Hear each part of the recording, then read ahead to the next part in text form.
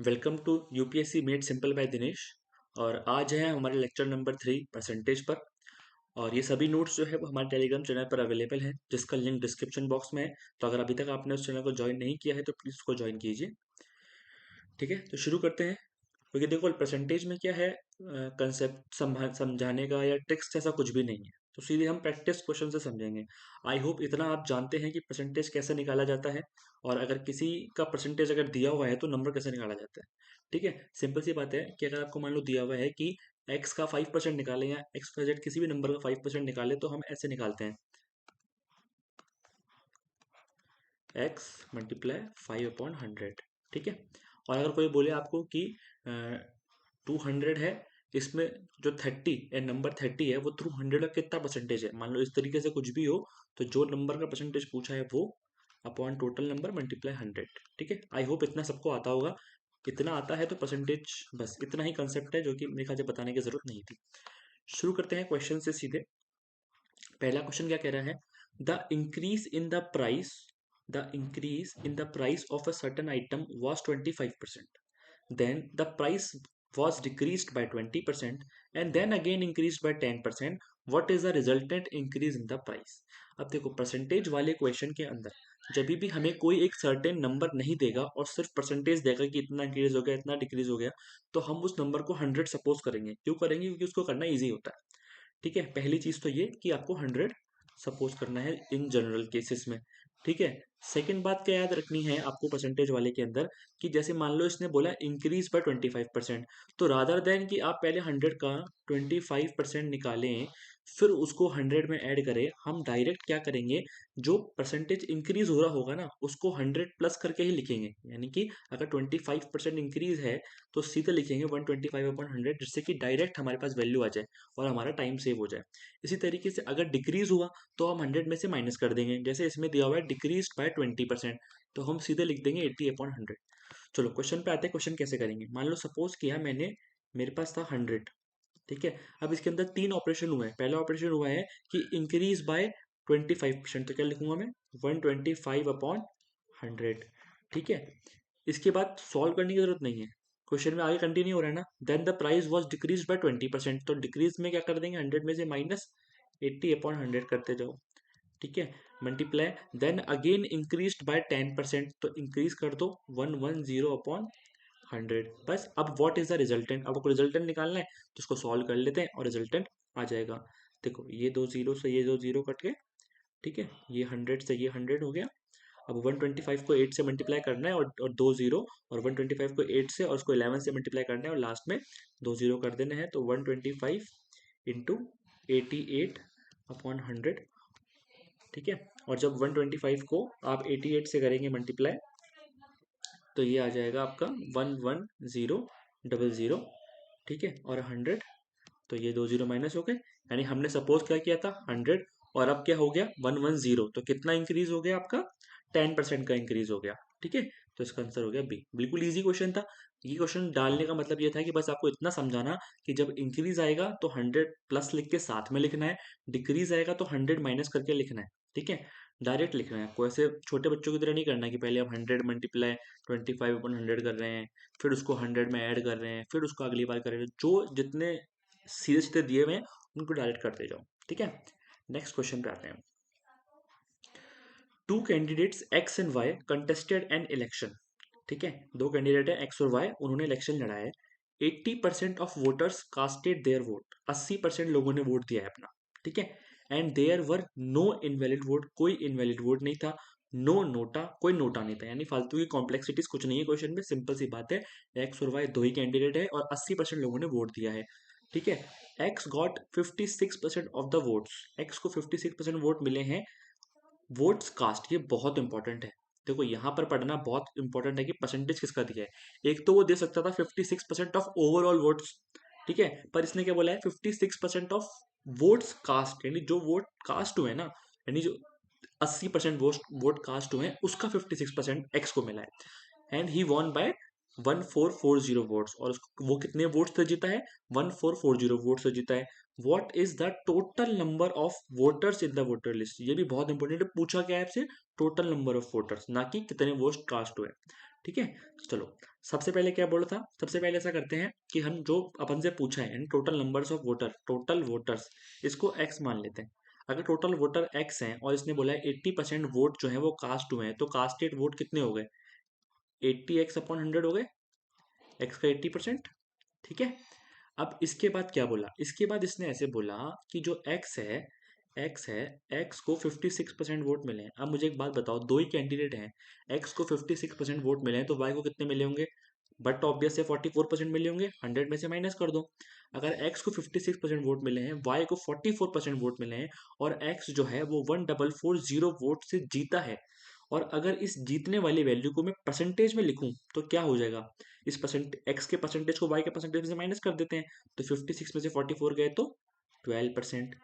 इसका मतलब क्या हुआ कि जो आपका कास्टेड वोट है 80x/100, इसका जो 12% है वो कितना है, 1440 है। अब इसके बाद कुछ भी काम नहीं बचा, इसके बाद आपको केवल सॉल्व करना है, तो अभी कर देते हैं, ये लो।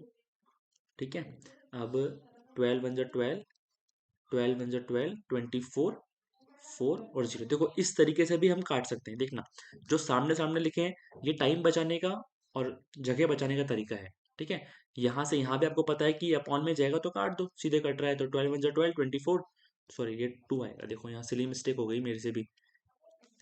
ठीक है, 12 × 1 = 12, 12 × 2 = 24 और 0। ठीक है, अब ये 8 से कट हो जाएगा, 8 × 1 = 8, 4 और 0, और 8 × 5 = 40। ठीक है, यानी x की वैल्यू कितनी आ गई, 15, और ये 3 जीरो चले जाएंगे इधर, 15,000 ए। ठीक है, इजी क्वेश्चन था। अब देखो कुछ लोग जो है इस क्वेश्चन को कैसे करेंगे कि पहले 56% ऑफ टोटल कास्टेड वोट निकालेंगे, फिर जो है 44% निकालेंगे, फिर उनको माइनस करेंगे, फिर उसको इक्वल रखेंगे। पर जो यहाँ पर टाइम बचाने का था वो ये किया हमने, क्या किया कि हमने परसेंटेज वाले को परसेंटेज के इक्वल लिख लिया, 56 - 44 12%, और 12% जो आपको डिफरेंस दिया है वो, तो यही तरीका आपको सीखना है। क्वेश्चन में कुछ भी नया नहीं है, ऐसा कुछ नहीं है कि कोई बहुत रॉकेट साइंस लग रही है, बस यही टाइम बचाने का जो तरीका है, ये छोटी छोटी जो कैलकुलेशन ट्रिक्स हैं जिसके बारे में मैंने बात की थी कि मैं आपको टाइम बचाने की ट्रिक्स बताऊंगा, जैसे कि आप कैसे सामने सामने भी काट सकते हो जिससे कि टाइम बच जाए। ठीक है, चलो आगे चलते हैं। ये क्वेश्चन इजी है, मैं आपको बोलूंगा पहले आप वीडियो पॉज करें और क्वेश्चन को करने का ट्राई करें। आई होप आपने क्वेश्चन करने का ट्राई किया होगा। अब हम पढ़ते हैं क्वेश्चन को, क्या कह रहा है, 170% ऑफ अ नंबर एक्स, एक नंबर है एक्स, उसका 70% added to another number y. ठीक है, वाई से जोड़ते हैं तो sum becomes 165% of the value y. ठीक है, लिखते हैं क्या कहना चाह रहा है, 70% of x when added to y, sum becomes 165% of y। ठीक है, अब दूसरी बात क्या कह रहा है, 60% of a number x is added to another number z, then sum becomes 165% of the value of z। ठीक है, यानी कि ऐसे लिखें, 60% of x is added to another number z, then sum becomes 165% of z। ठीक है, अब ये क्या कह रहा है, which one of the following is correct, यानी कि आपको ये बताना है कि इन तीन में से कौन छोटा और कौन बड़ा। तो कैसे निकल सकता है कौन छोटा और कौन बड़ा भाई, तो ये निकालने के लिए हमें क्या करना होगा, देखो वैसे तो एक शॉर्ट ट्रिक से पता कर सकते हैं, पहले मैं आपको एक लॉन्ग ट्रिक बताता हूँ फिर एक शॉर्ट ट्रिक बताऊंगा, पर वो शॉर्ट ट्रिक क्या 100% ट्रू नहीं है, तो उसे करना थोड़ा रिस्की हो सकता है, तो पहले हम नॉर्मल ट्रिक से कर लेते हैं। तो इसको पूरे का एलसीएम में 100 लेता हूँ, ये हो गया 70x, ये हो गया 100y, और ये हो गया 165y, ये कटआउट हो गया। ठीक है, 70x इक्वल्स टू 65y। अब मुझे आपको बताओ, अब मुझे एक बात बताओ, अगर मैं आपको ये चीज़ लिख के दे दूं कि 70x = 65y, तो आप ये बता सकते हो या नहीं बता सकते हो कि x y से बड़ा है या y x से बड़ा है। ठीक है, ये बता सकते हो या नहीं बता सकते हो। देखो इसमें ऐसे समझो कि कोई एक नंबर है, उसको 70 से मल्टीप्लाई करना पड़ रहा है, तब जाके जो दूसरा नंबर है उसको केवल 65 से मल्टीप्लाई कर रहे हैं, तब जाके वो इक्वल आ रहा है। तो इसमें कौन बड़ा हुआ? सिंपल सी बात है कि y इसमें बड़ा हुआ, क्योंकि उसमें छोटे नंबर से मल्टीप्लाई करने पर ही वो x के इक्वल आ रहा है। एक तरीका तो ये है समझने का। दूसरा तरीका क्या है, इसको ऐसे लिख लो, 65/70y। ठीक है, अब 65/70 जो है, ये 1 से छोटा हो गया। इसको अगर हम सॉल्व करेंगे तो 1 से छोटी वैल्यू आएगी, क्योंकि 70 से छोटा है 65। तो अगर 1 से छोटी वैल्यू आएगी, इसका मतलब क्या है, x जो है वो y से छोटा है। ठीक है, यानी सिंपल सी बात क्या है, x is less than y। I think ये बहुत ही नॉर्मल सी चीज़ है जो कि आप समझ सकते हो। ठीक है, अब इधर सेम ट्रिक कर, सेम यहाँ पे सॉल्यूशन कर लेते हैं। 160x plus 100z is equals to 165z। ये कट आउट हो गया।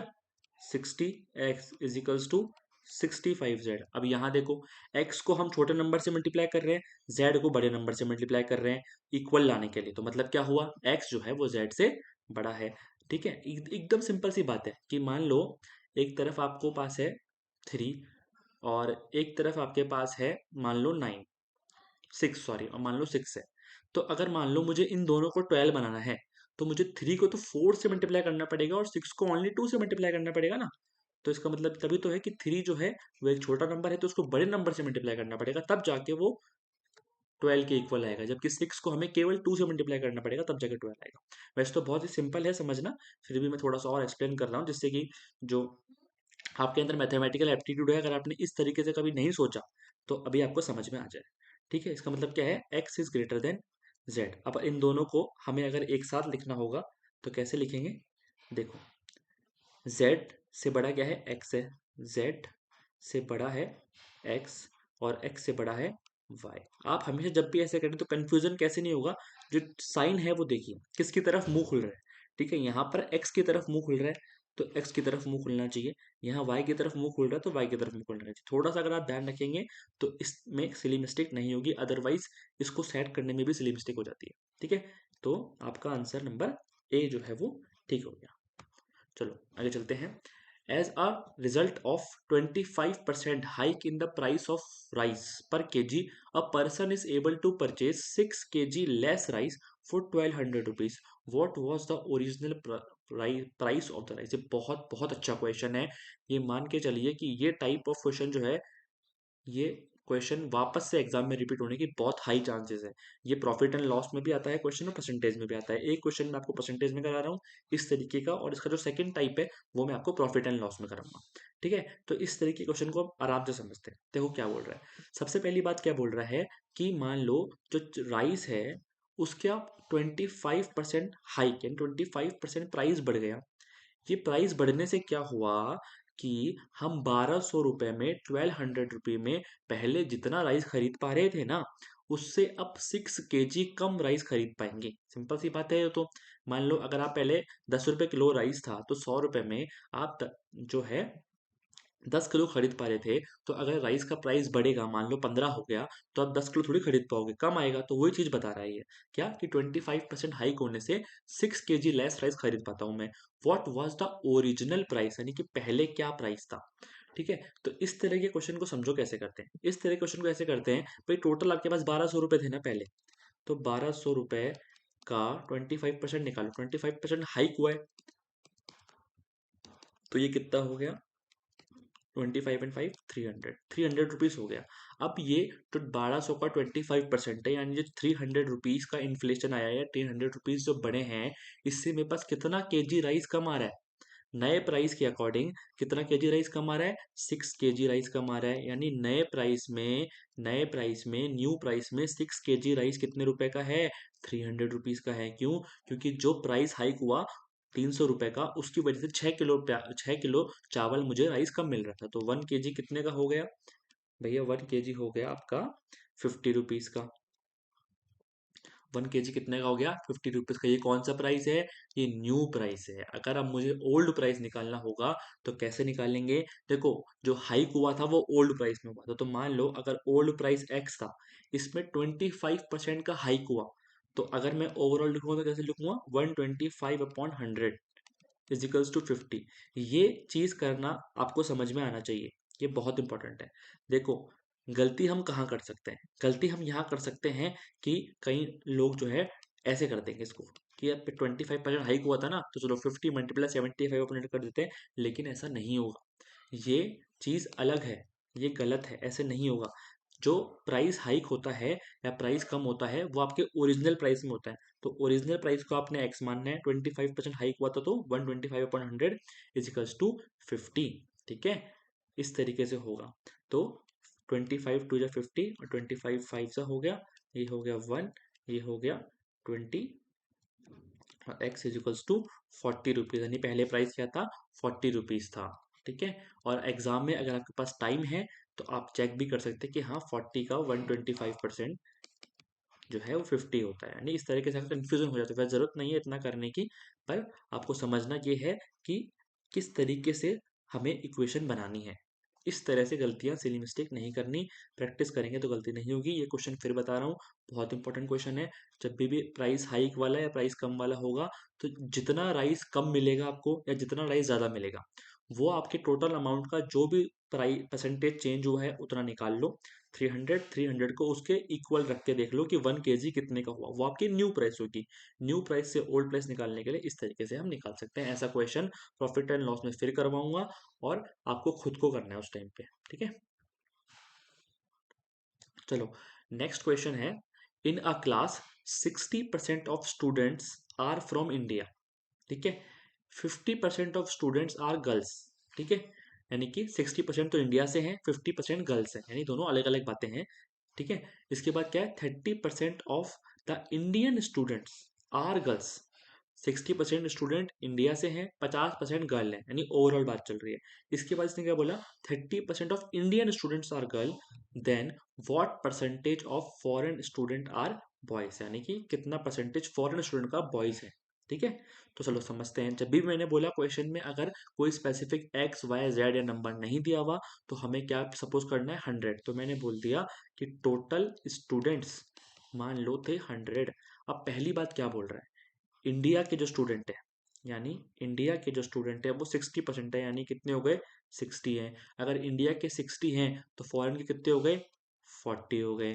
ठीक है, चलो बहुत बढ़िया। इसके बाद क्या बोला था इसने, 50% गर्ल्स हैं, गर्ल्स 50% है, यानी 50 गर्ल्स हैं, तो बॉयज़ कितने होंगे, सर बॉयज़ भी 50 होंगे। ठीक है, अब इसके बाद क्या बोल रहा है, अब ये समझना, 30% of Indian students are girls, यानी जो इंडियन स्टूडेंट है, इंडियन स्टूडेंट कितने हैं, 60, इनका 30% of Indian students are girl. Indian students जो हैं, इंडियन स्टूडेंट है 60, इनका 30% कितना हो गया, 18 हो गया। यानी कि जो इंडियन गर्ल्स हैं वो 18 हो गई। अब मुझे एक बात बताओ, टोटल 50 गर्ल्स थी, इसमें इंडियन गर्ल्स 18 हैं, तो फॉरेन गर्ल्स कितनी होंगी, फॉरेन गर्ल्स कितनी होंगी, 32 होंगी। बट ऑब्वियस सी बात है, टोटल 50 गर्ल्स थी, इंडियन गर्ल्स 18 हैं, तो फॉरेन गर्ल्स कितनी हो गई, 32 हो गई। पूछा इसने क्या है, पूछा है इसने what percentage of foreign students are boys. Total foreign students मेरे पास हैं, मुझे क्या चाहिए, मुझे फॉरेन के बॉयज चाहिए। तो भैया फॉरेन के टोटल स्टूडेंट 40 हैं, फॉरेन की गर्ल्स 32 हैं, तो फॉरेन के बॉयज कितने हो गए, 40 माइनस 32 इज 8। और अगर मुझे परसेंटेज में निकालना होगा तो कैसे निकालूंगा, 8 अपॉन टोटल फॉरेन स्टूडेंट्स 40 और इंटू 100। ये कट गया इससे, ये 2 सा, और ये हो गया आपका 20%, आंसर डी।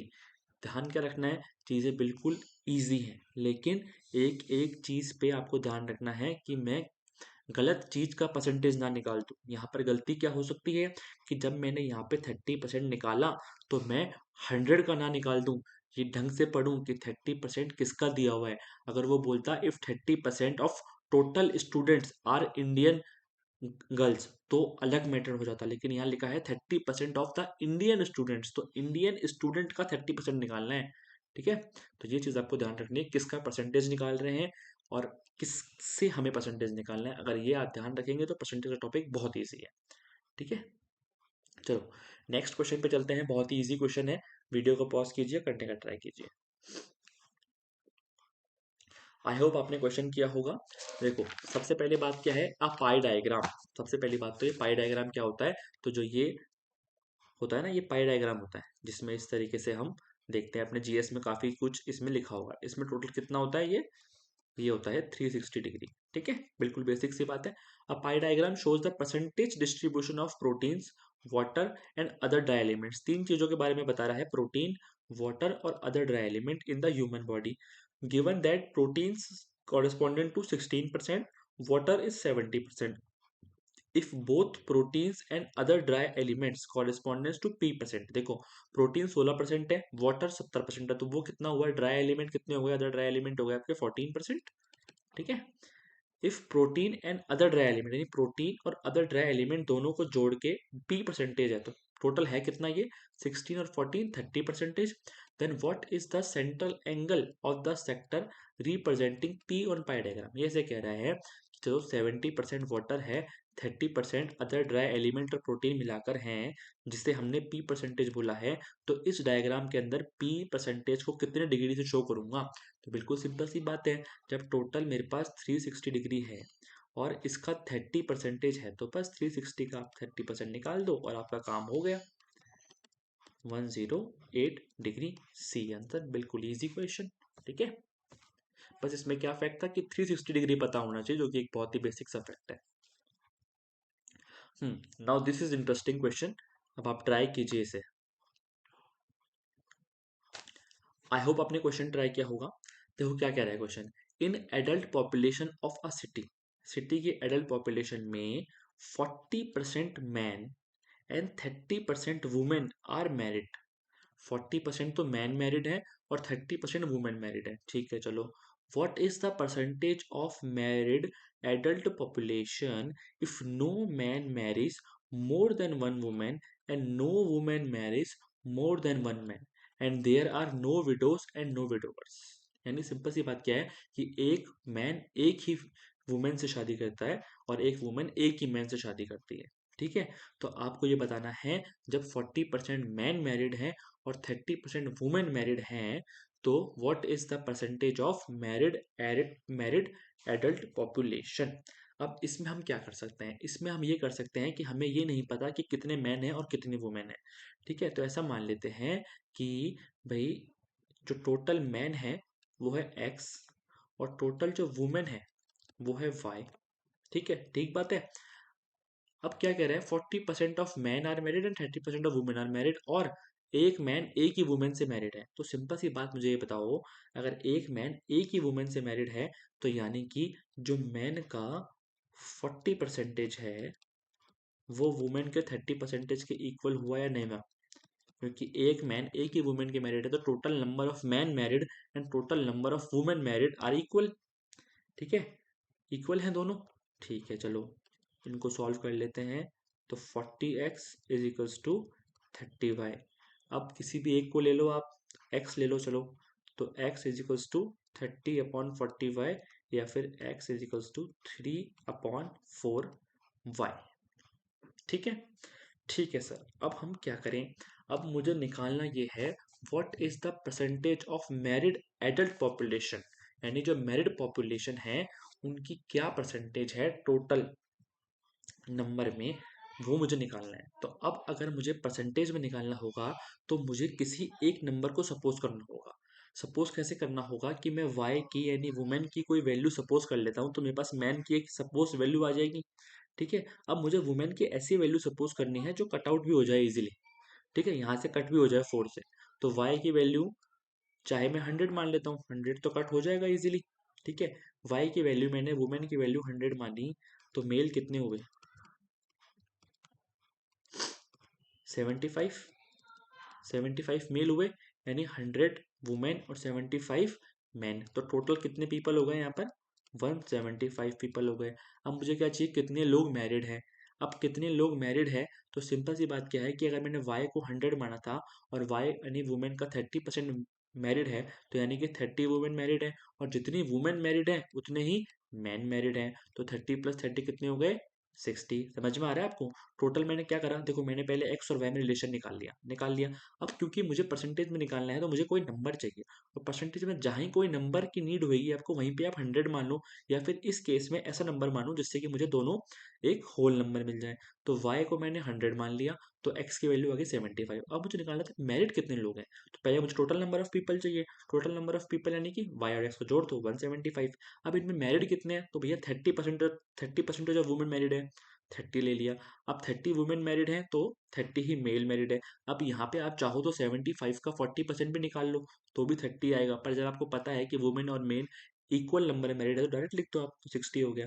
तो अब मुझे करना है क्या है, 60/175 इंटू 100 करना है। ठीक है बस, और परसेंटेज मेरा आ गया।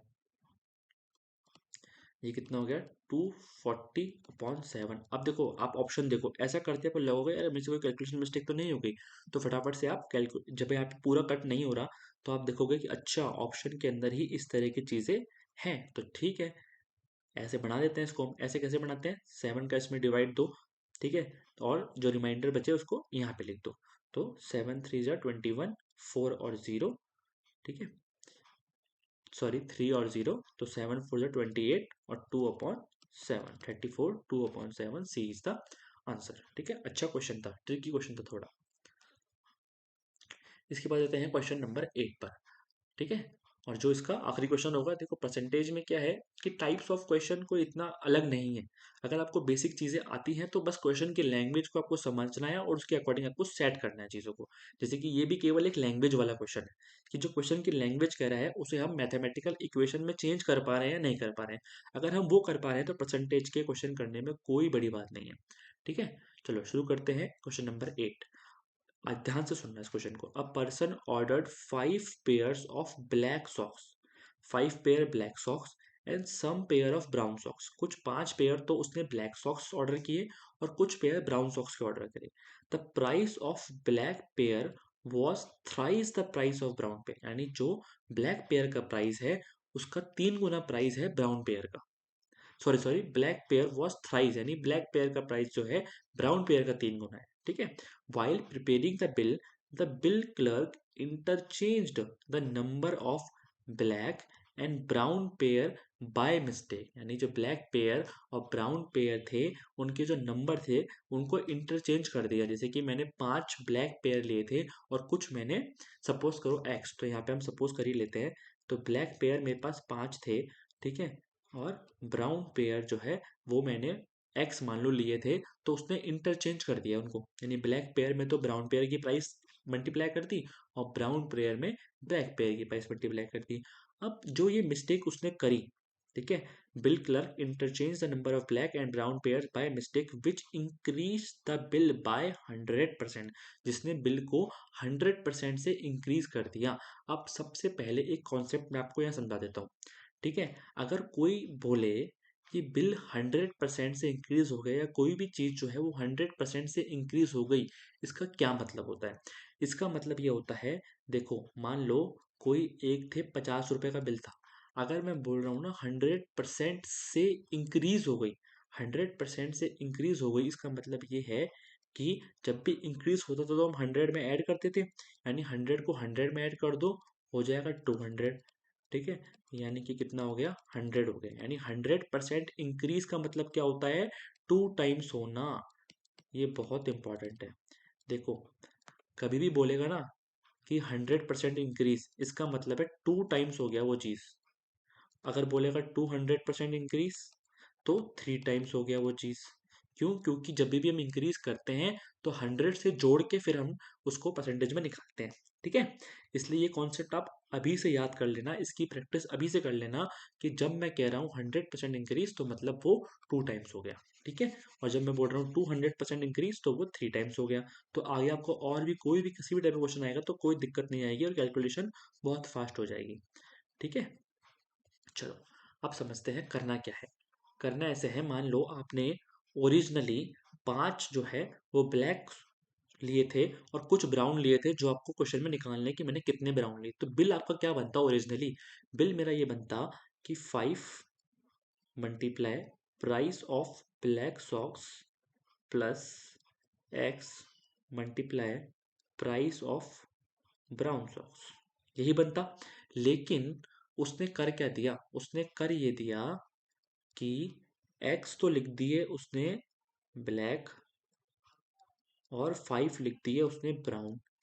अब ऐसा करने से हो ये गया कि मेरा बिल 100% इंक्रीज हो गया, मतलब दो गुना हो गया। अगर बिल दो गुना हो गया तो मल्टीप्लाई बाय टू कहाँ करेंगे? मल्टीप्लाई बाय टू पुराने वाले प्राइस में करेंगे। ऐसा क्यों करेंगे? इस इक्वेशन को बनाना भी सीख लो। कभी भी कोई भी चीज़ को हम इक्वल लिख रहे हैं, ठीक है, अगर हमें किसी चीज़ को इक्वल लिखना है तो हमें जो छोटा वाला नंबर है मल्टीप्लाई तो उसमें करना पड़ेगा ना। मान लो अगर इन जनरल ये करने से 50 रुपये बिल बन रहा था, लेकिन जो उसने गलती कर दी वो बिल, उससे बिल 100% इंक्रीज हो गया, 100 रुपये का बन गया। अगर अब मुझे इन दोनों को इक्वल लाना है तो मल्टीप्लाई बाय टू में कहाँ करूंगा? ऑफकोर्स ये बात है कि जो पहले वाला था उसमें करूंगा ना। ठीक है, इस चीज़ को आप समझ लीजिए, आपको सॉल्व करने में बहुत ईजी रहेगा। ठीक है, कि मल्टीप्लाई कहाँ करते हैं? जब हम इक्वल में लिखते हैं। ठीक है, तो दोनों चीज़ें डिफरेंट होती है। जब हम सपोज करते हैं तब तो हम नॉर्मल ऐसे लिखते हैं कि अच्छा ये x था और अगर वो उसका 2 टाइम्स हो तो वो 2x होगा। ठीक है, लेकिन जब हम उन दोनों को इक्वेशन में बनाते हैं तो मल्टीप्लाई उसमें करते हैं जो कि छोटा नंबर होता है। ठीक है, समझ गए? अब हमें क्या करना है? इसको हमें करना है अब सॉल्व। हाँ, एक और चीज क्वेश्चन में रह गई। एक लाइन उसने बोली थी, the price of black pair was thrice the price of brown pair. अब देखो यहाँ आपको एकदम क्लियर समझ में आ जाएगा मल्टीप्लाई कैसे करते हैं। ब्लैक पेयर का जो प्राइस है वो ब्राउन पेयर के 3 टाइम्स है, यानी कि प्राइस ऑफ ब्लैक जो है वो 3 टाइम्स ऑफ ब्राउन पेयर है। ठीक है, इक्वल रखने के लिए मल्टीप्लाई किसमें किया? हमने छोटे वाले में किया। ठीक है, सिंपल सी बात है। तो चलो जहां जहां पे पीबी लिखा है वहां वहां पर 3 टाइम्स ऑफ पीबीआर लिख सकता हूं मैं, बिल्कुल लिख सकता हूँ। 2 5 multiply 3 PBR plus x PBR is equals to x multiply 3 PBR plus 5 PBR। ठीक है, अब करते हैं सॉल्व इसे। तो पीबीआर और पीबीआर को मैं यहां से कॉमन निकाल के बाहर निकाल दूं। 2 ऑफ PBR, 5 3 15 प्लस एक्स। यहां पर भी सेम, पीबीआर पीबीआर कॉमन निकल जाएगा, आ जाएगा बाहर 3x प्लस 5। ठीक है, आई होप इस तरह का सॉल्व करना आपको आता होगा। इसके बाद पीबीआर से पीबीआर हो जाएगा कट। ठीक है, 2 को अंदर मल्टीप्लाई कर दो, 30 plus 2x is equals to 3x plus 5। 5 यहाँ आ जाएगा, 30 में से माइनस होगा 25, और 3x में से वहाँ आ जाएगा 2x, तो बचेगा x। और x की वैल्यू यानी ब्राउन सॉक्स का प्राइस कितना आ गया? 25 आ गया। इस क्वेश्चन को फिर से समझा रहा हूँ, थोड़ा सा कॉम्प्लेक्स था। पहली बात क्या बोली इसने? 5 pair of black shoes socks थे, सम पेयर ऑफ ब्राउन सॉक्स थे। जो ब्लैक का प्राइस था वो 3 टाइम्स था ब्राउन के। क्लर्क ने जो है इंटरचेंज कर दिया, इंटरचेंज करने से 100% जो है वो बिल बढ़ गया। तो ब्राउन कितना था? सबसे पहले हमने सपोज कर लिया कि भैया ब्राउन वाले एक्स थे। ब्राउन वाले एक्स थे तो पहले जो प्राइस बनना था वो ये बनना था। ठीक है, कैसे? 5 multiply price of black plus x multiply price of brown, लेकिन भैया ने उल्टा कर दिया, ब्राउन की जगह तो ब्लैक कर दिया और ब्लैक की जगह ब्राउन कर दिया। इससे जो प्राइस है 100% इंक्रीज हो गया। 100% इंक्रीज होने का मतलब 2 टाइम्स होता है, तो इक्वल दिखने के लिए मल्टीप्लाई टू छोटे वाले में करेंगे। ठीक है, अब इसके बाद इसने एक चीज ये दे रखी थी कि 3 टाइम्स है ब्लैक का प्राइस। 3 टाइम्स है ब्लैक का प्राइस, तो यहाँ पर मैंने हर जगह पीबीआर कर दिया। सॉल्व करने के लिए मैंने पीबीआर को कॉमन ले लिया दोनों तरफ और उसको काट दिया, केवल एक्स में इक्वेशन बच गई और मैंने उसको सॉल्व करके 25 निकाल लिया। ठीक है, इसी तरह से हमारे परसेंटेज की प्रैक्टिस भी पूरी होती है, 3 लेक्चर पूरे होते हैं। आई होप आपको क्लासेस अच्छी लग रही हैं। अगर आपको कोई भी डाउट है तो आप जो है हमारे मेल आईडी जो कि डिस्क्रिप्शन बॉक्स में दी हुई है उस पर मेल कर सकते हैं। इसके अलावा कोई भी टॉपिक जब आप घर पे प्रैक्टिस कर रहे हैं या खुद से प्रैक्टिस कर रहे हैं, वहाँ पर आपको कोई क्वेश्चन नहीं आ रहा, कुछ समझ में नहीं आ रहा है, तो आप उसका फोटो खींच के भी मुझे मेल कर सकते हैं। मुझे जैसे टाइम मिलेगा मैं उसका मेल पे रिप्लाई कर दूंगा, और अगर वो क्वेश्चन अच्छा लगा मुझे तो मैं उसका एक यूट्यूब शॉर्ट्स बना के भी डाल दूंगा, जिससे कि वो सबको भी मिल जाएगा सॉल्यूशन उसका। ठीक है, तो थैंक यू सो मच।